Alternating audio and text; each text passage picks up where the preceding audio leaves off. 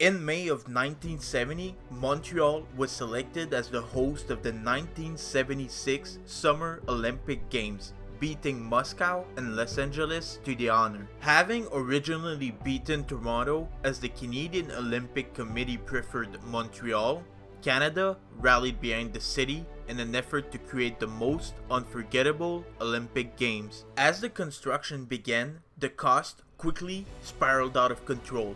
Enormous infrastructure projects were undertaken in a bid to make the games a success and showcase Montreal's place in the world. One of those projects was the largest airport in the world. This is the story of the largest expropriation in Canada's history.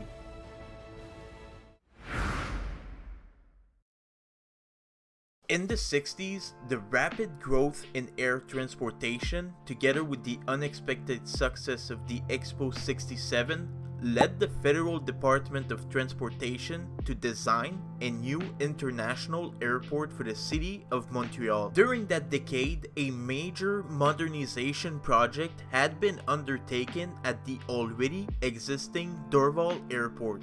However, that airport was considered too small for a city whose population was expected to reach 7 million by the year 2000. In order to build the new airport in Mirabel, the government of Canada under Pierre-Elliott Trudeau, father of current Prime Minister Justin Trudeau, had to expropriate over 3,000 homeowners across 14 different municipalities. As soon as the expropriation project was approved by the Canadian government, 3,000 farmers lost their rights to their property. The federal government offered each homeowner $35,000 for each plot of land, which was way below market value. Each week the farmer did not sign, they would take away $5,000 from the initial offer, forcing the farmers to sign the deal. The expropriation sector was gigantic. 97,000 acres of Quebec best soil, or roughly 74,000 football fields, which was now federal government property. As soon as the farmers would sign the deal, the federal government would burn the houses located on the expropriated sector, destroying communities and leaving families in tears. Not only did the government destroy the way of living of 3,000 families, the 97,000 acres they seized was considered as excessive by experts. The actual airport was not even occupying 20% of the expropriated land. Before Mirabel, the Dallas airport was the biggest in the world with 18,000 acres, which was already considered as too much. The Mirabel airport was supposed to accommodate nearly 40 million passengers per year by the year 2000. Grand designs were drawn up in the mid-70s, and the Mirabel airport was seen as revolutionary in terms of airport architecture. As was the case with the Olympic game venues, no expense was spared on the Mirabel airport. The new high-tech airport would have 6 runways and 6 terminals. Its ultra-modern, highly efficient terminals would minimize walking distance for passengers. A new highway and a high-speed train known as the tram were to be built to connect the airport to downtown Montreal. The Mirabel airport was designed to replace the existing Dorval airport, which was said to be nearing capacity, and all international flights were required to use what was described as Canada's Eastern Gateway. 1 year before the Olympics, Quebecers were starting to be excited to welcome the games.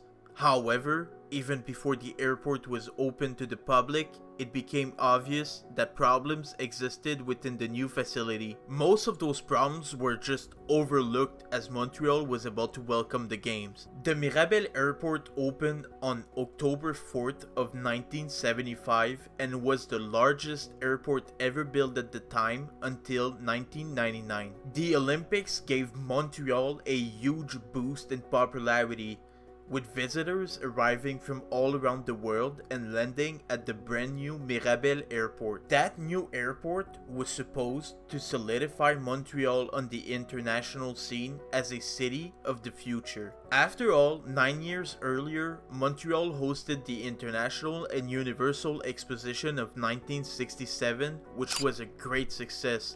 But the problems that some expected upon the opening of the airport did indeed surface during the Olympics, most notably with the distance from the airport to downtown Montreal. Without the promised highway and the high-speed rail being built, it took well over an hour for the tourists to get from the airport to downtown Montreal. Tourists visiting from the games were not impressed. With domestic flights remaining at the existing Dorval Airport, meant international connections required a bus journey between the two airports. As planes became more and more advanced with the capacity of traveling longer distances without stopping for fuel, intercontinental flights no longer needed to stop at the Mirabel Airport in order to reach the rest of Canada. There wasn't any short-term viable solution to the problems with the Mirabel Airport. It declined rapidly from the mid-1990s onwards. In September of 1997, the ADM announced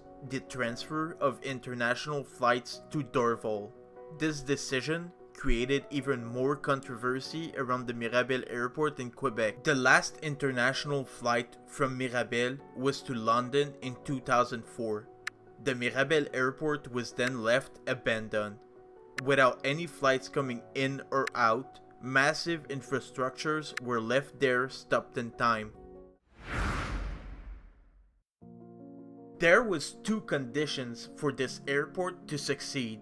First, closing the existing Dorval Airport, and second, connecting the Mirabel Airport with a highway and a fast tram to downtown Montreal. Neither of these conditions were satisfied, which caused the failure of the largest airport. In 1985, the federal government ended up selling back 81,000 acres of the land they seized, giving priority to the original owners. But 15 years later, the damage was already done, their house was already burned to the ground, and their way of living was already changed forever.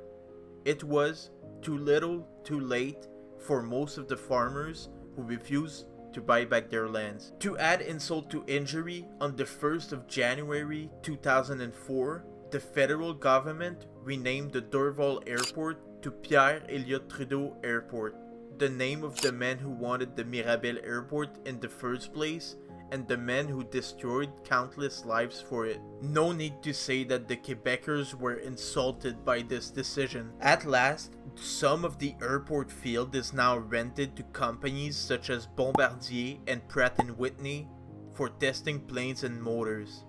Some private flights still land at the Mirabel Airport, but that's reserved for the 1%. To reopen the Mirabel Airport to the public, it would cost $5 billion. Let me know what you think about this story in the comment section down below. Also, you can watch this video about the mayor who bankrupted Montreal. Please consider subscribing to Market Failure. Until then, I'm Lou, and I'll see you in the next one.